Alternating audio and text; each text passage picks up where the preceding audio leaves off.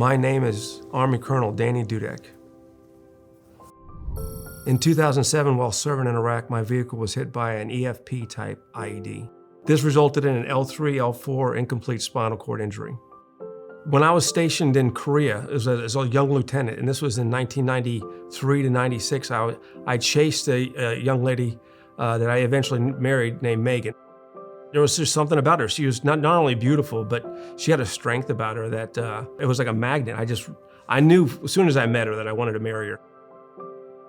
So I did 3 years in Korea just trying to get that woman to stay by my side. And you know, I got the better end of the deal. At this point, it's really hard for me to remember back to 1986. You know, I knew I was going to go to some college, but I really wanted to just serve. I wanted to do something that was going to be difficult in life. I didn't want to get some simple desk job. And so they just said, join the reserves. I went to airborne school at basic training between my junior and senior year of high school. So I already had airborne wings and parachute rigger wings when I went to RTC, and I just feel like I had to step up, but I just loved it. So I got to be really good at my craft. So I was on my A game when I went to Iraq.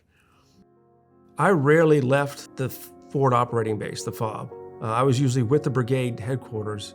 And that day when I was wounded, I wasn't supposed to go out that day. We're traveling on these tactical roads. I'm turning near a town called Hussainiyah. I called in my first target. And so as we're creeping, when you have an EFP threat, which we knew was there, so either you're going 70 miles an hour trying to blow right through an area and make them time it miss, or you're going 5 miles an hour trying to make sure if you see the wires, you see different things. So we were going 5 miles an hour. I remember getting nervous. Sure enough, boom, my legs feel like they're this big and they're like porcupine needles, and they just feel like they're blown up, but I can't move them that well. You know, and we all have these headsets on, and so there was a boom. They heard it, but they're also fighting now. And so they didn't realize us in the back were wounded, and so they were hit, and they kind of popped back down like the eyes this big, like who's hit? And then before I knew it, I was at Walter Reed.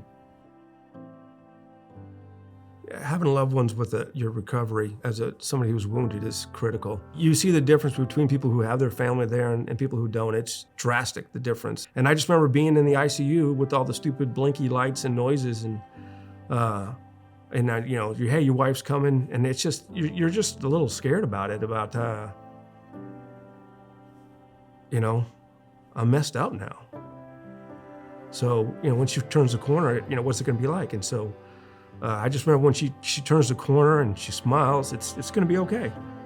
That we're still gonna have this amazing life together, and I'm gonna figure it out. I have incomplete paralysis from the waist down. So I'm not really a paraplegic. I'd be qualified because I can walk with braces, limited distances. And that's really only because of the speed. If they would have taken another hour, then I would be a paraplegic. Well, I have a 2-story house near the Fort Lewis, Washington, now Joint Base Lewis McChord. So when we moved back, my wife was like, that's it, we're gonna renovate the house.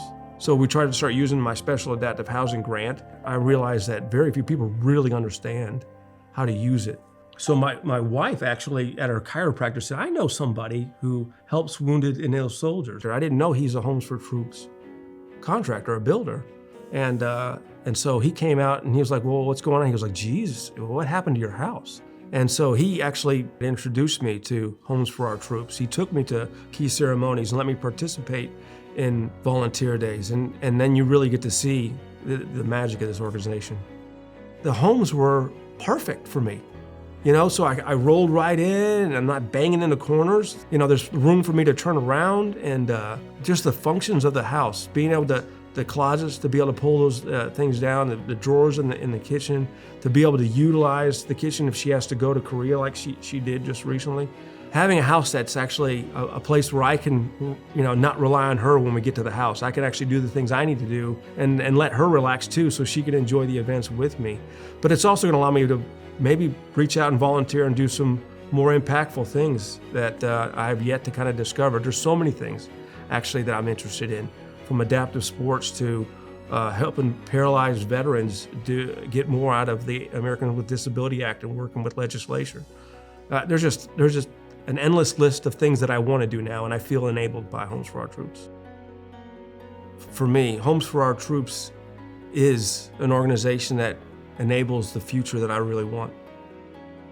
I can't say thank you enough, honestly. And I think when you hear different people talk about it, it's true. You just can't say thank you enough for people who give of their time, give of their money, give of their, desire to look at a population and say that they need a little bit of help and freely give of themselves to make sure that people who serve and people who have done things for the country are taken care of. It's just such a wonderful gift that they're given to allow their neighbor to thrive when they know they could.